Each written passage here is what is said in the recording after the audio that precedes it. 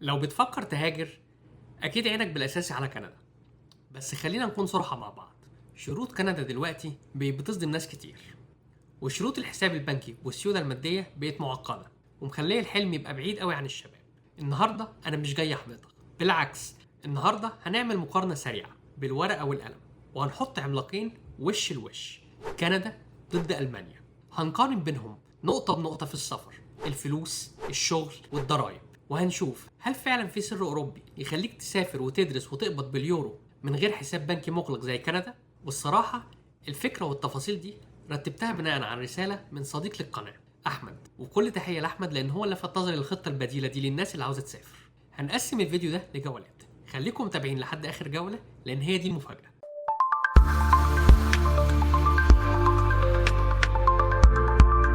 قبل ما نغوص في التفاصيل حابب اقول لكم حاجه مهمه جدا. الرحله دي محتاجه صحبه، وعلشان كده احنا عملنا جروب للتليجرام. الجروب ده مش بس للاخبار، ده بقى زي العيله، بنتكلم فيه وبنشارك فيه كل حاجه مع بعض. لو عاوز مكان تتكلم فيه براحتك وتلاقي حد يسندك بمعلومه، الرابط هتلاقيه في الوصف، وبرضه ممكن تعمل سكان للكيو ار. الجوله الاولى، نظام الدراسه والشغل. الكليات الكنديه ضد النظام الالماني. في كندا علشان تيجي تدرس في كليه السيستم معروف، انت بتدفع مصاريف دراسه فلكيه كطالب دولي، وبتقعد تدرس نظري في المدرجات، ومسموح لك انك تشتغل جنب الدراسه عدد ساعات محدده، تقريبا 24 ساعه في الاسبوع بس، علشان تقدر تصرف على نفسك. يعني باختصار انت اللي بتدفع مبالغ ضخمه من جيبك في الاول عشان تقدر تاخد الشهاده. في المانيا بقى النظام مختلف تماما، وصاغوه بذكاء شديد جدا علشان يقدروا يغطوا نقص العماله اللي عندهم. We always need people. النظام ده اسمه الأوسبولدونج، اتمنى ان انا قلت اسمه صح، او التدريب المهني المزدوج.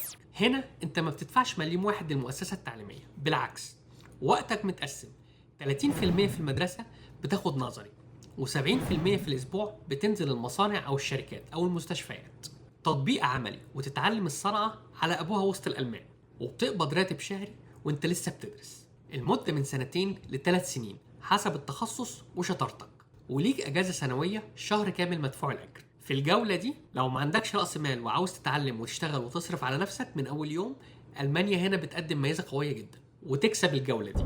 Germany win. الجوله الثانيه، الشروط. الايلتس الكندي ضد اللسان الالماني.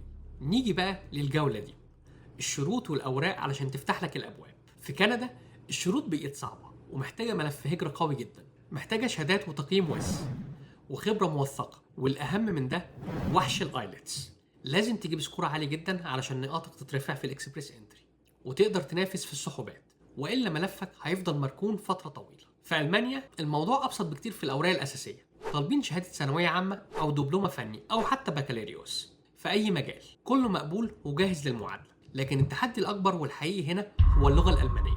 لازم تفرم اللغه وتوصل لمستوى لا يقل عن B1 او B2 حسب التخصص. يعني لازم تقعد وتذاكر وتتعب لحد ما لسانك يتعود على الألماني. Kesselstadt in Trier. Clara Himmelreich. لأن اللغة هي تذكرتك الحقيقية، وهي اللي هتعوضك عن التعقيدات اللي كندا عاملاها دلوقتي في اللغة برضه. المقارنة هنا واضحة، كندا محتاجة لغة قوية زائد نقاط خبرة، ألمانيا محتاجة لغة ألمانية فقط، وهي اللي بتفتح لك عقد العمل على طول. الجولة الثالثة، الفلوس والحساب البنكي. وهنا وصلنا للجولة اللي بتهم كل شاب وعيلته، الفلوس أو الحساب المغلق. في كندا لازم تثبت للحكومة الكندية إن معاك حساب بنكي وفي مبلغ ضخم كسيولة مادية تغطي مصاريفك ومعيشتك للسنة الأولى بالكامل، وإلا الفيزا بتترفض فورا والملف بيتقفل قبل ما يبدأ. في ألمانيا في النظام ده الصدمة إنك غالبا مش محتاج حساب مغلق بآلاف اليوروهات زي كندا. بمجرد ما تمضي العقد أنت بتسافر، والشركة هي اللي بتدفع لك راتب شهري رسمي وأنت لسه بتدرس. الراتب القانوني بيبدأ من حوالي 680 يورو في السنة الأولى، وبيوصل ل 1500 يورو شهريا في قطاعات زي البنوك والتأمين والتمريض، وده بيكفيك تغطي سكنك وأكلك وشربك. بس للأمانة بعض السفارات ممكن تطلب منك سيولة بسيطة جدا حوالي 1000 أو 2000 يورو في جيبك، بس علشان تأمن كام أول أسبوع ليك هناك لحد ما تستلم أول راتب ليك. ومش بس كده، لو حبيت تروق على نفسك وتزود دخلك مسموح لك قانونيا تشتغل شغلانة إضافية اسمها ماين جوب، والحد الأقصى القانوني ليها في 2026 تعدل وبقى 603 يورو بالظبط في الشهر. والميزة إن المرتب ده معفي تماما من ضريبة الدخل. No tax. Awesome. وبتاخده صافي في جيبك لو قدمت طلب إعفاء من تأمين المعاشات اللي هو خصم بسيط جدا حوالي 3.6%. لكن استنى، دي مش حاجة أوتوماتيكية. علشان تعمل المايند جوب ده لازم تاخد موافقة مسبقة من الشركة اللي انت بتتدرب معاها في الأول، وتتأكد إن ساعات العمل متوافقة مع دراستك وقانون العمل. Really؟ الجولة الرابعة، التمريض في كندا ضد التمريض في ألمانيا. علشان الصورة توضح أكتر تعالوا ناخد جولة التمريض كمثال حي في البلدين. في كندا علشان تدرس التمريض محتاج مصاريف جامعية فلكية كطالب دولي، وسنين دراسة واختبارات ترخيص صعبة جدا علشان تقدر تشتغل كممرض مسجل وتلم فلوس اللي انت صرفتها في الأول. في ألمانيا عن طريق الاسبولدونج انت بتدخل المستشفيات الألمانية من أول شهر، بتقبض مرتب وانت بتتعلم، وبتتخرج ومعاك خبرة سنين حقيقة على أرض الواقع في سوق العمل الأوروبي، وزيرو ديون. والأجمل ألمانيا عاملة مسار يخليك بعد ما تتخرج تكمل دراسة بكالوريوس وانت بتشتغل، وشهادتك دي بتكون معترف بيها في العالم كله بما فيها كندا وأمريكا. It's win-win! يعني أخدت الخبرة والشهادة من غير ما تدفع الثروة اللي انت بتطلبها في كندا. الجولة الخامسة، الجانب المظلم في البلدين.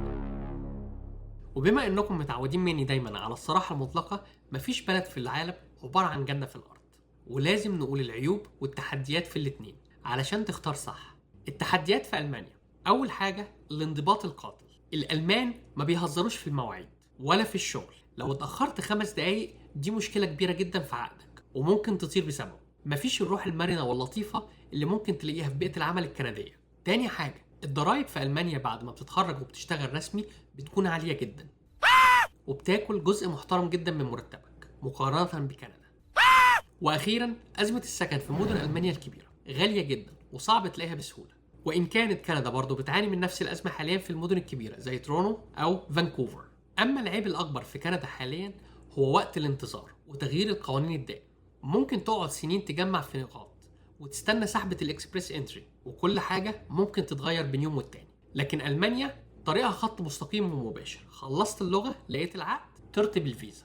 الجولة السادسة، الاندماج والمجتمع. مين يحسسك إنك في بيتك؟ نيجي النقطة تهم عيلتك واستقرارك النفسي، الاندماج في المجتمع. كندا هنا تكسب بالضربة القاضية وبدون تفكير. كندا بلد قايم بالأساس على المهاجرين. من أول يوم هتمشي في الشارع هتحس إنك كندي. مفيش فرق في التعامل بينك وبين اللي اتولد هنا، والكل بيتقبلك وبيدعمك بابتسامة. في ألمانيا المجتمع محافظ شوية وصعب. علشان تكسر الجليد وتعمل صداقات مع الألمان محتاج مجهود جبار ووقت كبير، ولازم تكون متمكن جدا من لغتك بنسبة 100% علشان يحسوا إنك جزء منهم. فلو الراحة النفسية والمجتمع الودود والمفتوح يهمك، كندا هي اللي تكسب في الموضوع ده. الخلاصة، كندا تفضل هي أرض الفرص اللامحدودة والسقف المالي العالي والمجتمع الأفضل لو معاك نقاط عالية أو رأس مالي تبدأ بيه كويس. لكن ألمانيا بنظام الأوسبولدونج هي الخطة البديلة الذكية وطوق النجاة لأي شاب طموح عاوز يبدأ من الصفر تماما ومعهوش فلوس لحساب بنكي كبير ومستعد يتعب في اللغة عشان يفتح لنفسه باب أوروبي حقيقي. الخطوات لألمانيا بسيطة. جهز السي في الألماني الاحترافي واخطاب الدافع، وادخل على المواقع الأربعة والأسهل والأشهر اللي سايبهم لك تحت في الوصف، وقدم يوميا على الفرص كتير وما تستناش رد من مكان واحد بس. دي كانت المعركة كاملة بجولاتها كلها. قولولي تحت في التعليقات كفتكم بتميل لمين؟ كندا بمستقبلها ومجتمعها الودود، ولا ألمانيا بوضوح نظامها والأوسبولدونج؟ هل شايفين ان تعليم الألماني يستاهل التعب ده كله ولا لا؟ لو عجبكم الفيديو ما تنسوناش باللايك المتين، Smash that like button. وشير الفيديو لصاحبك اللي عاوز يسافر ومش عارف يعمل حساب البنك ازاي. وكمان تابعني على الانستجرام والتيك توك لان هناك بنزل تحديثات سريعة ونصائح هجرة يومية. واشوفكم الفيديو الجاي في كندا بعيون واقعية. لايف ان كندا بداية الحكاية، حلم بيكبر جوايا خطوة للي جاية، من البرد للتحدي انا لسه مكمل. لايف ان كندا ارضي قصتي للافضل.